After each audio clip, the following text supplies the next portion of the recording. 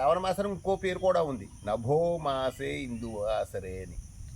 అంటే కార్తీక మాసంలో సోమవారానికి కంటే కూడా శ్రావణ మాసంలో వచ్చే సోమవారం చాలా విశిష్టత చెప్తుంది. నభో మాసే, దీనికి శ్రావణ మాసానికి నభో మాసే ఇందువాసరే, నభో మాసే అని కూడా చెప్తారు దీన్ని. అటువంటి నభో మాసంలో ఇందువాసరే సోమవారం కూడా విశిష్టతే. మంగళవారం శుక్రవారం చాలా విశిష్టత. ఇంకా వరలక్ష్మీ వ్రతం రెండో శుక్రవారం నాడు వరలక్ష్మీ వ్రతం. ఈ వరలక్ష్మీ వ్రతం రెండో శుక్రవారం నాడు ఎందుకు చేసుకోవాలని చాలామంది అడుగుతూ ఉంటారు.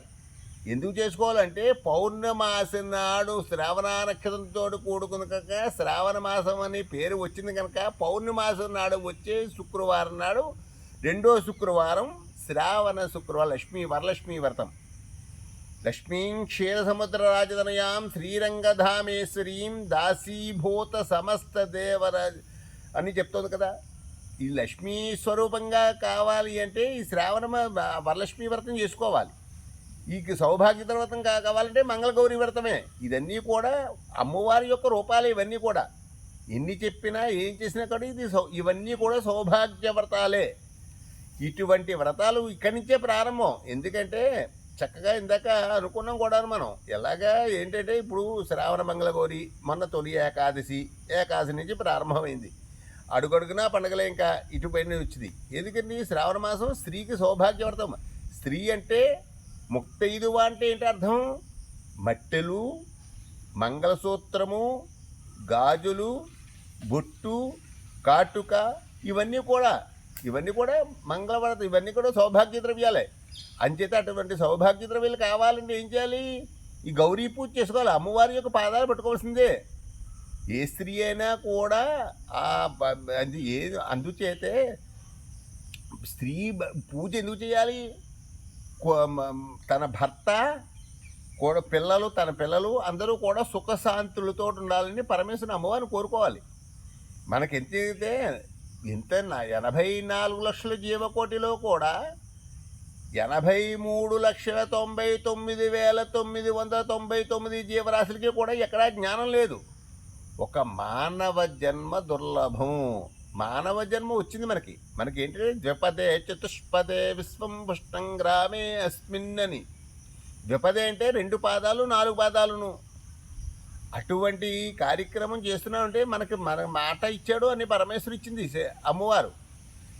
దేనికి ఉత్కృష్ట మానవ జన్మ వచ్చింది కనుక ఆ జన్మలో మనం చేయవలసిన ఏ వ్రతాలైతే శాస్త్రం చెప్పబడుతోందో అటువంటి వ్రతాలన్నీ చేసుకోవాలి. ఎందుకంటే కలియుగంలో చెప్పేటప్పటికి అన్నీ కూడా పరమేశ్వరు యొక్క అమ్మవారి జ్ఞానం చేసుకుంటేనే సరిపోతుంది. నీకు ఓపిక లేదు, ఓ పుష్పం పెట్టి అమ్మ తల్లి జగన్మాత అని ఒక కొబ్బరికాయ కొట్టి నమస్కారం చేసుకున్నా కానీ అమ్మవారి యొక్క అనుగ్రహం కలుగుతుంది. ఎందుకంటే ఇవన్నీ సౌభాగ్య వ్రతాలే. ఈ మంగళగౌరి ఇంకోటి కొంతమంది అడుగుతుంటారు, ఏమంటే అత్తింట్లో చేసుకోవాలా పుట్టింట్లో చేసుకోవాలా అని. ఎక్కడ చేసుకున్నా కూడా ఆచారం బలీయాహ. ఈ ఆచారం అంటే ఎవరి ఆచారం వాళ్ళది ఉంటుంది. కొంతమంది అత్తింట్లో మాకు ఆనమైతే అంటారు, కొంతమంది పుట్టింట్లో ఆనమైతే అంటారు. ఇవన్నీ ఆచారం. ఎక్కడ చేసుకున్నా వరలక్ష్మీ వ్రతమైనా ఈ శ్రావణ మంగళ గౌరీ వ్రతమైనా ఇవన్నీ కూడా ఎక్కడ చేసుకుని తీరాలి. ఎక్కడ చేసుకుని వాళ్ళ ఆచారం బలీయాహ. వాళ్ళ ఆచారాన్ని బట్టి వెళ్తుండడమే. వాళ్ళ పూర్వం వాళ్ళ మనకు మా ఇంట్లోనండి అత్తారి ఇంట్లో చేసుకున్నా ఉంటారు. అలాగే వాళ్ళ పూర్వం పెద్దవాళ్ళు ఎలా చేస్తే అలా చేసుకుంటుండడమే. అంతేకాని వ్రతం మానకూడదు. అది శాస్త్రం. ఇప్పుడు కూడా వాళ్ళ సుఖశాంతులతోటి వాళ్ళందరూ కూడా తన భర్త తన పిల్లలు అందరూ కూడా సుఖశాంతులతో ఆచంద్రాకం సుఖశాంతులతో ఉండాలంటే ఈ సౌభాగ్యవ్రతం చేసుకోవాలి. అటువంటి వ్రతం చేసుకోవాలంటే పూర్వజన్మ సుకృతమే. ఎందుకంటే అమ్మవారి యొక్క కటాక్షం లేకపోతే మనం వ్రతం కూడా చేసుకోలేము. ఏదో అటు చేసుకుందాం కూడా ఏదో అడ్డు వస్తుంది ఆ టైంకి. అందుచేత ఇవన్నీ కూడా పరమేశ్వరు అమ్మవారి యొక్క పాదాలు పట్టుకుని చేసుకోవాల్సిన కార్యక్రమాలు కనుక, స్త్రీ సౌభాగ్య వ్రతాలు కనుక ఇవన్నీ చేసుకుంటే సుఖశాంతులతోటి ఆచంద్రారకం ఉంటారు. అమ్మవారి యొక్క కటాక్షం మనకి ఎప్పుడూ కలుగుతుంది. ఎప్పుడు అంటే గణాంబికాయ విద్మహే మహాతపాయ ధీమహి తన్నో గౌరీ ప్రచోదయాతు అని. అంచేతే కలో చిండో వినాయక అని చెప్తావు శాస్త్రం. కలియుగంలో అమ్మవారి యొక్క అనుగ్రహం పొందుతుంది. ఎందుకంటే అమ్మవారు 3 రూపాలు చెప్తోంది చండీలు: మహాకాళి, మహాలక్ష్మి, మహాసరస్వతి. ఎందుకు ఈ 3 రూపాలు వచ్చిందంటే శక్తి సేన అమ్మవారి యొక్క ఈ ఈ అమ్మవారికి మొత్తం సర్వదేవతలు కూడా బ్రహ్మ విష్ణు మహేశ్వరులు మొత్తం అందరూ కూడా అమ్మవారికి ఏం చేశారు? శక్తిని దారిపోసేశారు. ఎందుకని దారిపోశారు? అక్కడ అందుచేతే నవరాత్రుల్లో చెప్తుంటారు. నవరాత్రులు ఎందుకు ప్రారంభమైంది? శరన్నవరాత్రులు ఎందుకు చేస్తున్నాం? మహాకాళి అవతారం ఎందుకు వచ్చింది? ఎందుకు వచ్చింది అంటే ఇవన్నీ కూడా రక్తబీజుడు అనే రాక్షసుని చంపడం గురించి ఆవిడ అమ్మవారు మహాకాళి అవతారం ఎత్తింది ఆవిడ. అంచేత లలితా సహస్రనామంలో శక్తి సేనా సమన్విత అని అమ్మవారి యొక్క శక్తి బ్రహ్మ విష్ణు మహేశ్వరులు అందరూ కూడా ఇచ్చేసినా కూడా ఆ రక్తబీజుడు నేల మీద ఒకసారి రక్తం పడ్డేటప్పటికి కొన్ని వేల మంది రక్తబీజులు అందరూ కూడా పుట్టుకొచ్చేస్తున్నారట. అప్పుడు పుట్టుకొచ్చేస్తుంటే అమ్మవారు ఇంకేం చేయలేకపోయింది. హూంకారం చేసింది ఒకడు. హూంకారం చేసేటప్పటికి అప్పుడు ఏమైందంటే ఆవిడ యొక్క శక్తిని ఆవిడే చేసింది. అప్పుడు చేసి ఆవిడ ఏం చేసిందంటే తన నాలికని భూమండలం అంతా కూడా చాపేసింది. రక్తబీజుడు యొక్క రక్తాన్ని నేల మీద పడకుండా ఆ అమ్మవారి యొక్క నాలికని పెట్టింది.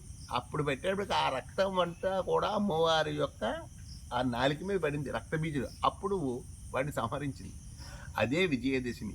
విజయం పొందింది కనుక విజయదశమి అని. అంచేతే అమ్మవారి యొక్క కటాక్షం ఉందంటే సర్వదేవ శక్తి స్వరూపం. ఎందుకంటే ఒక ముళ్ళు ఉంది, మనం అడుగు వేస్తున్నట్టే 2 అడుగు ముళ్ళు కంచెలో వేయలేం కదా. అలాగే మనకి జ్ఞానం ఘృతేన జ్ఞానమాప్నోతి అని జ్ఞానం ఒకటి ఇచ్చాడు పరమేశ్వరుడు. అందుచేతే మనం చేయవలసిన వ్రతాలు ఏవైతే ఉన్నాయో అన్నీ కూడా చేయవలసిన సౌభాగ్య వ్రతాలే కనుక నభోమాసే, దీనికి శ్రావణ మాసానికి నభోమాస అని కూడా పేరు ఉంది.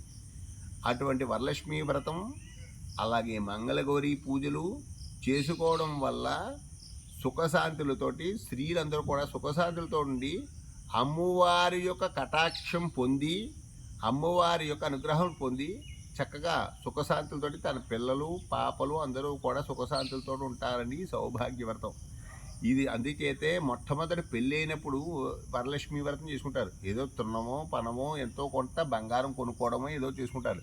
లక్ష్మీ స్వరూపం కనుక అంటే వరలక్ష్మి. అంచేతే ఎప్పుడూ కూడా మనకి ఆరోగ్యం ఉందనుకోండి మొత్తం అష్టైశ్వర్యాలు ఉన్నట్టే. అలాగే లక్ష్మి కావాలి కనుక మనకి ఏంటి పరమేశ్వరి యొక్క అమ్మవారిని కోరుకుంటూ ఉండడమే, అంతకన్నా కావాల్సింది ఏముంది? ఏది ఇవ్వాలన్నా అమ్మవారే ఇస్తుంది.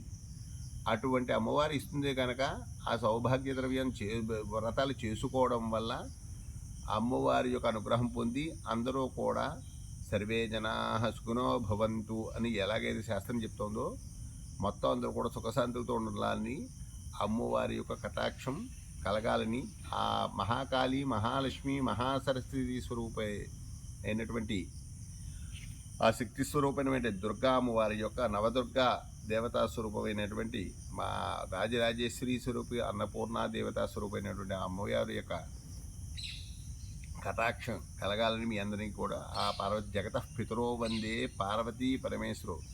మన జగత్కి అందరికీ కూడా పార్వతీ పరమేశ్వరులే మా తల్లిదండ్రులు. అటువంటి తల్లిదండ్రుల యొక్క ఆశీర్వచనం పొందాలని పరమేశ్వరుని కోరుకుంటూ ఇంతలో సమాప్తం చేస్తూ అమ్మవారి యొక్క అనుగ్రహం పొందాలని ఓం ఆశాసానాసో మనసకం ప్రజాకం సౌభాగ్యంతనో అగ్నేరనువ్రతా భూత్వా సన్నః సుకృతాజకం శతమానం భవతి శతాయుః పురుషः శతేంద్రియ ఆయుష్యేవేంద్రియే ప్రతితిష్ఠతి.